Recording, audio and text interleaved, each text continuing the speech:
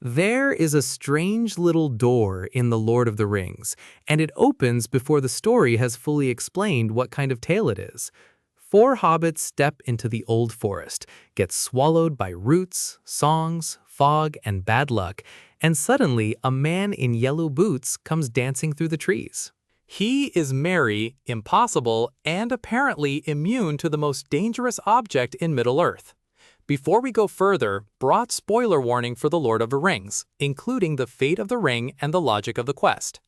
Tom Bombadil is one of Tolkien's most famous mysteries because he refuses to behave like a clue. He is not introduced so a later chapter can solve him, name his species, or reveal his secret allegiance. My read is that this is the point.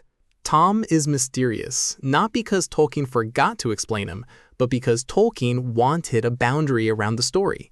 He stands at the edge of the ring's moral universe, ancient and free, proving that Middle-earth is bigger than the war that threatens it. The simple answer is that Tom Bombadil is not a weapon, not a wizard, and not a missing entry in a power ranking. He is a being so detached from possession that the ring has almost nothing to grasp. That does not make him stronger than Sauron in the usual sense, and it certainly does not make him useful as a plan. When Tom takes the ring, the scene is deliberately almost comic. The object that has bent kings, corrupted servants, and carried the shadow of Sauron into every room is treated like a curious trinket. He puts it on, does not vanish, and hands it back as if the world has refused to become dramatic on schedule. That moment tempts readers to ask the obvious question. If the ring cannot touch him, why not give it to him? The Council of Elrond asks almost the same thing, and the answer is devastatingly practical. Tom would not keep it safe in the way the world needs it kept safe. He would not desire it, but he also would not organize his existence around fearing it. To him, it really is a small thing. The ring is not just a magic object that makes people evil. It works through desire, offering command to the frightened, victory to the desperate, and righteous power to those who think they would use it well. Boromir imagines it as a weapon for Gondor. Galadriel imagines and rejects the terrible splendor of becoming a queen under its influence. Even Frodo, who carries it with humility for so long, is finally ground down by its pressure. Tom is different because he does not want to command. His mastery is not possession. Goldberry calls him master, but his house and country suggest a mastery of belonging, not ownership. He is at home in the oldest sense. He knows the trees, the water, the hill, the songs, and the dangers of his little land. He does not need to expand it in order to become himself. That makes the ring strangely powerless in his hands. It cannot promise him a throne he does not want. It cannot tempt him with dominion over lands he has no intention of ruling. It cannot turn fear into tyranny, because Tom does not seem to live by fear. Tom also feels older than the story around him. He speaks as someone who remembers the world before its current conflicts had names. The novel frames him as first, or nearly first, within the memory of his own country. That oldness matters, because The Lord of the Rings is full of layered time. The hobbits walk through landscapes where every hill seems to have a grave under it, yet Tom belongs to a depth older than the usual historical grief. He is not merely from a previous age of politics. He seems to stand beside history, as if he has watched ages arrive, build their claims, and pass away. For the free peoples, the ring is the central crisis. If Sauron regains it, kingdoms fall, languages die, and the long resistance ends. For Tom, that crisis is real, but it is not the axis on which his being turns. Readers expect ancient power to become strategic power, but Tolkien breaks that expectation. Tom's age does not become command, and his immunity does not become usefulness. Because Tolkien never pins Tom down, theories rush into the empty space. Some readers call him Avala, one of the angelic powers connected to the shaping of the world. Others call him Amaya, the order of beings that includes Gandalf, Saruman, Sauron, and the Balrog. There are even theories that Tom is Eru, the creator, walking around in a feathered hat and yellow boots. That one is memorable, but it asks the wrong kind of question. Tom is too local, too comic, too domestic, and too limited. He has a country, a house, favorite songs, and boundaries he does not meaningfully cross. The better question is not which box Tom fits into. The better question is what the story gains by refusing to box him at all.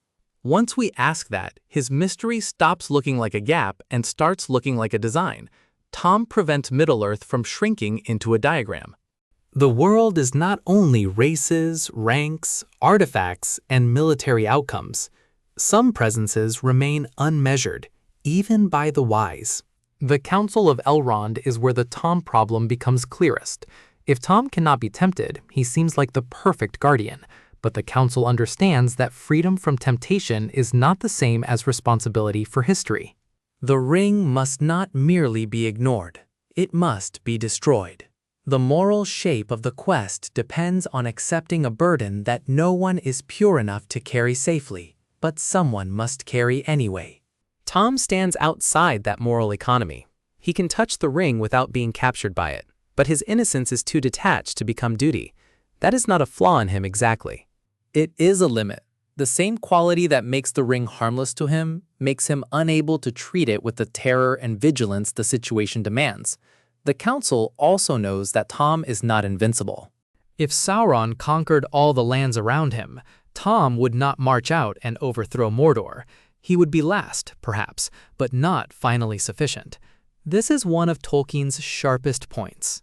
There are forms of goodness that are real, beautiful, and still not adequate to every evil. A garden is good, a song is good, but neither can be asked to do the work of Mount Doom. Tom's real function is to mark the boundary of the tale. The Ring story is about power, pity, domination, mercy, endurance, and the cost of refusing evil without becoming its mirror. Tom belongs near that story, but not inside its machinery. He shows the hobbits that the world contains help they did not expect. He also shows them that help is not always the same as an answer. He saves them from the old forest and the Barrow-downs, then releases them back onto a road he will not travel. That pattern matters.